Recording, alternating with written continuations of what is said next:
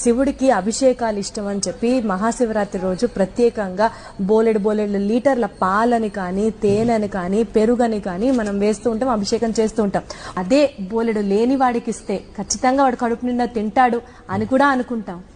శివుడికే ఇస్తున్నాం అనుకోని లేని వాడికే ఇవ్వచ్చుగా. చాలా అలా ఇచ్చినా అది సంతోషం. లేని వాడికి ఇచ్చినా కూడా శివుడు ఆనందిస్తాడు కదా. కానీ శివుడు అని భావించిన వాడు అభిషేకం చేయడం వల్ల ఉన్న విశేషం ఏంటంటే పైన చూస్తూ ఉంటే ఏం కనబడుతుందంటే ఊరికనే పోసేస్తున్నారని కనబడుతుంది.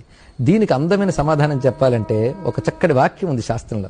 వృక్షస్య మూలశేకేన శాఖా పుష్యంతి వై యథా అనేటువంటి ఒక భావం ఉన్నది ఇక్కడ. అది ఎలా కనబడుతుందంటే మనకి చెట్టులో రావాల్సిన ఫలం కొమ్మల్లోనే దొరుకుతుంది. పళ్ళు కానీ పువ్వులు కానీ ఆకులు కానీ కొమ్మల్లోనే ఉంటాయి. కానీ మనం నీళ్లు పోయాలన్నప్పుడు కనబడే కొమ్మల మీద నీళ్లు పోయాం, కనబడిన మూలంలో పోస్తాం.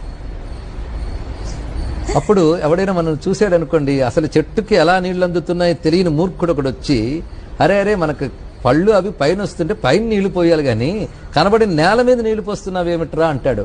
వాడెంత మూర్ఖుడో, శివుడికి అభిషేకం చేసి వృధా చేస్తున్నారనేవాడు కూడా అంతే మూర్ఖుడు.